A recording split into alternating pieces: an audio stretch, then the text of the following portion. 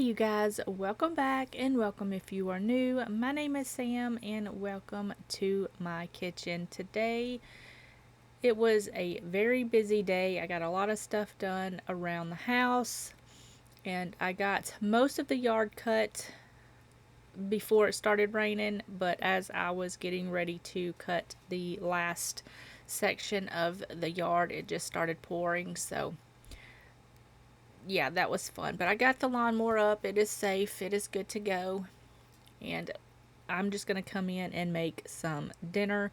I'm going to make a super simple curry. My daughter has been wanting curry for the last few days, so I just made a simple one. We're going to start out with making some rice. I make rice in my Instant Pot all of the time. It's so quick and so easy. I don't have to fuss over the rice and if I accidentally burned it or not. So we're going to put that in the Instant Pot, equal parts rice to water. Make sure you wash your rice and then put that in there.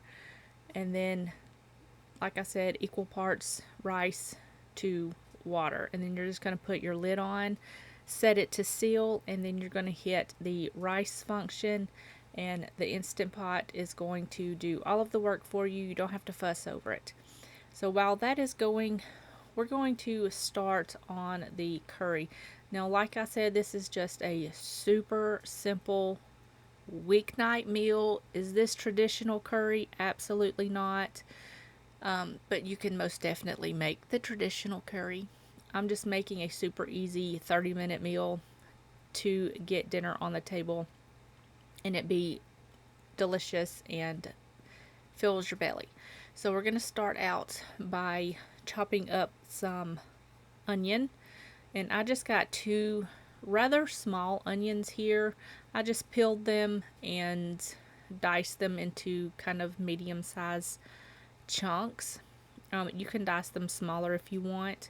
And then I've got 2 cloves of garlic. The next time I make this, I think I'm going to add a little bit more garlic, but this was good on the garlic. So I've got that. I'm going to mince that up really well.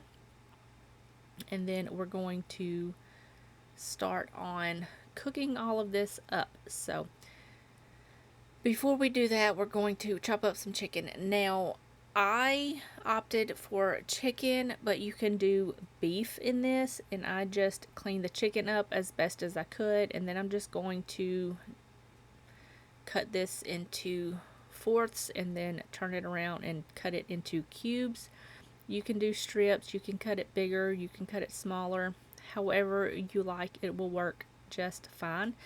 But I'm just going to cut these up into cubes, and I'm going to set this to the side, and I'm going to run and grab my Dutch oven real quick. You can cook this in a regular pot. It is perfectly fine. So I'm going to turn the heat on to about medium. And then I'm going to add in some avocado oil. I wanted to use a neutral oil so I can let all of the other flavors kind of come through. So that's why I used the avocado oil. And now I'm just going to add in my onion, and I'm going to season this up with a little bit of salt and pepper. You can add a little bit now and add some again later.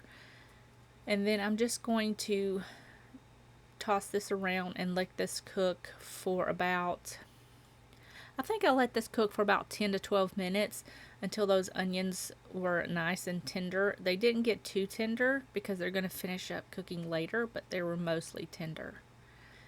Just to leave a little bit of a bite to the onions. I prefer that. You can cook them longer if you want to. So once you get that cooked to your liking, you're going to add in that garlic, and you're going to give that a little stir until that garlic becomes fragrant. Should take about 30 seconds or so.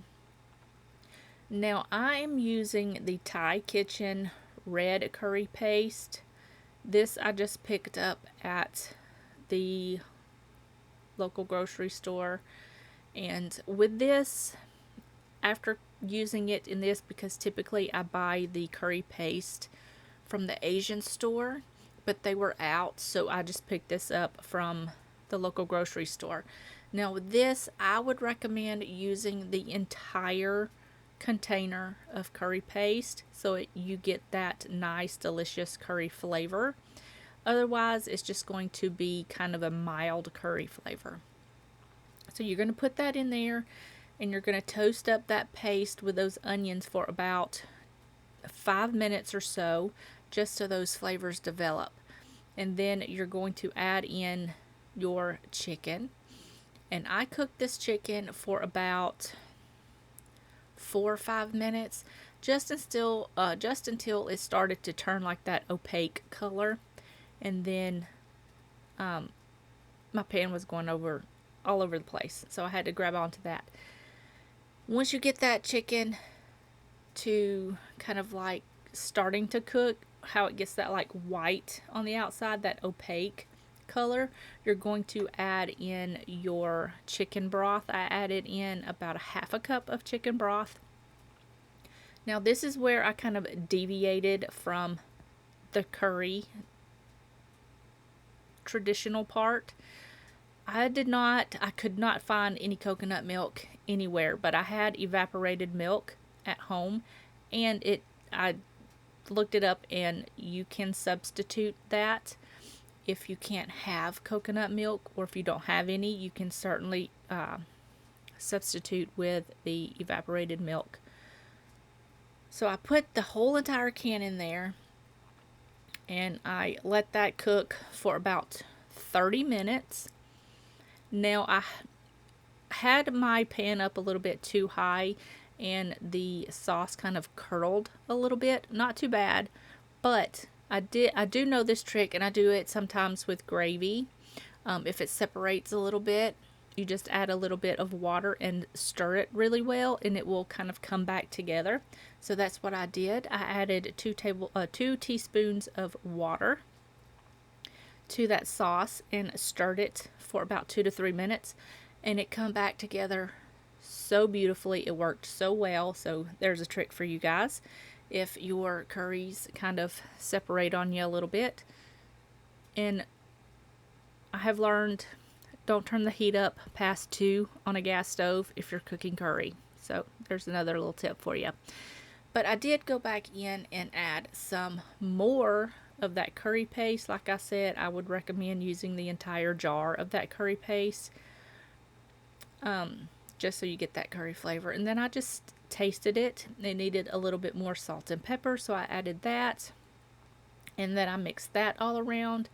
And I am using Asian medley frozen vegetables. I have tons and tons of frozen vegetables in my freezer because I just prefer to use them because they're very quick and they're very nutritious and easy. So I just put 2 small bags of that in there, and I toss that around, and I let this cook for another 10 to 15 minutes, just so those vegetables kind of cooked down a little bit, but they still held the shape and texture of the vegetables.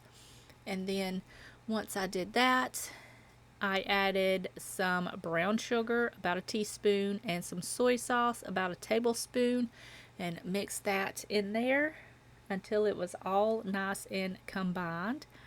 And then this was pretty much good to go. Now my camera, I had more footage than this, but apparently this day was a Murphy's Law day, and everything that could go wrong did.